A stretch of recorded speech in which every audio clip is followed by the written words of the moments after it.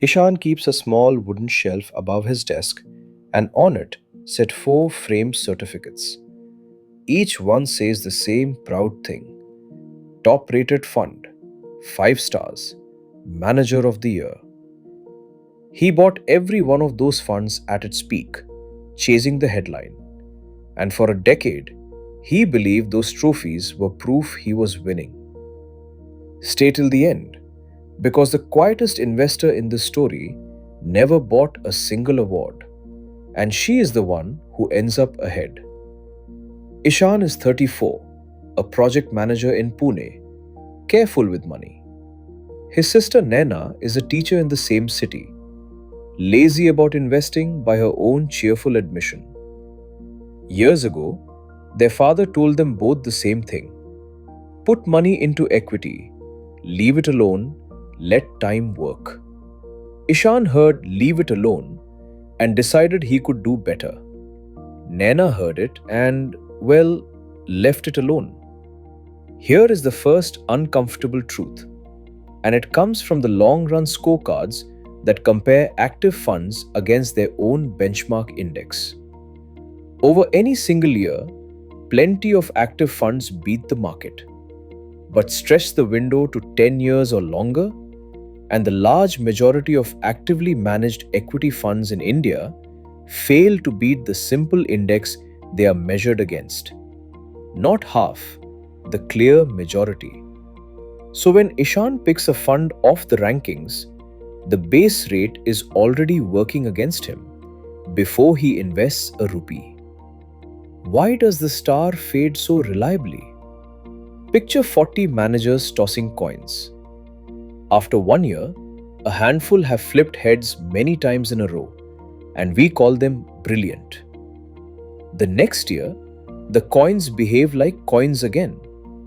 That is reversion to the mean, and Ishan lives inside it. The fund that earned its fifth star did so partly through skill and largely through a hot streak that was always going to cool, the way a high fever eventually breaks. Watch what that quietly does to Ishan's actual money. He buys the number one fund of the year, right after its best run. The next 2 years, it drifts back toward average. So he earns the ordinary part of its journey and missed the extraordinary part that happened before he arrived. Then he sells, disappointed, and buys this year's new winner again at its peak. He is forever boarding the train one full stop after it has already left the station. Now layer on the cost, the quiet drag that never once takes a holiday. An active equity fund might charge close to 2% of your money every single year, while the index fund Nana owns charges a tiny fraction of that. 2% sounds harmless, but it is charged on your entire balance every year, in good years and terrible ones, whether the manager wins or loses. Let the compounding do its quiet damage. Suppose both funds earn the same market return before fees across 2 or 3 decades. That extra slice the active fund skims year after year does not just cost you the slice, it costs you all the future growth that slice would have produced. On a serious long term corpus, the fee drag alone can quietly eat a difference worth many, many lakhs. The market gives them both the same gift, and only one of them gets to keep most of it. Then there is a trick that makes the whole star system look better than it really is, called survivorship bias. Every year, funds that perform badly are quietly closed or merged into healthier ones, and they vanish from the rankings. Their bad records folded away so they no longer embarrass anyone. So the list Ishan studies is a list of survivors. Imagine a classroom where every student who failed was quietly removed from the records, and then someone proudly announced that nearly everyone here passes. That, more or less, is the average track record of active funds as it is shown to ordinary savers. One of Ishan's proudest certificates hides the strangest problem of all. He pulled up the fund's actual holdings one evening and felt a small chill. Its biggest positions were almost exactly the same large companies in almost the same weights as the cheap index his sister owns. He was paying a full active fee for a portfolio that secretly hugs the index. This is closet indexing. He was paying the high price of a celebrated chef while being served the same plain dish as the cheap canteen next door, just on a fancier plate. The trophy on the shelf was an expensive copy of the boring thing his sister already owned. And under all of it sits the most expensive habit of all, the behavioral one. Every time Ishaan chases last year's winner, he sells what just lagged and buys what just soared with conviction on a schedule. There are exit costs, there is tax each time he books a gain, and he's never invested through one full calm cycle. Studies of investor behavior keep finding the same wound. The return real people earn is meaningfully lower than the return their funds report, simply because of when they jump in and out.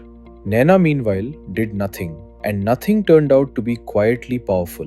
She bought one broad, low cost index fund and let it sit through crashes, scary headlines, and three different funds her brothers swore by. No research evenings, no exit loads, no nervous switching. She paid the smallest fee, captured almost the entire market return, and was never tempted to switch because there was no ranking to chase. Boring, on purpose, every single year. So picture them side by side at the 10-year mark. Ishaan read every list, chased every star, switched almost every year, and paid the highest fees the whole way. Naina forgot her password twice and did absolutely nothing. Her money compounded quietly while his leaked through fees, taxes, bad timing, and reversion. He had not been beaten by a smarter person. She had simply removed three quiet thieves all at once: the high fees, the bad timing, and his own anxious hands. The exhausting strategy lost to the lazy one, not by luck, by arithmetic. Here is the calm turn, and it is genuinely freeing. This is not contempt for fund managers, because a few genuinely do beat the index. The point is that you cannot reliably know which ones in advance, and the rare winners rarely win by enough to cover their fees and your switching. For an ordinary saver, you do not need to find the next star.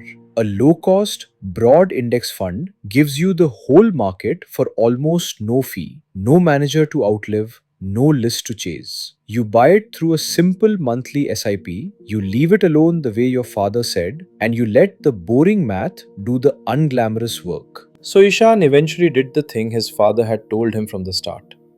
He moved most of his money into one index fund, kept a tiny sum for fun, and slept better immediately. The relief, he said, was not the returns.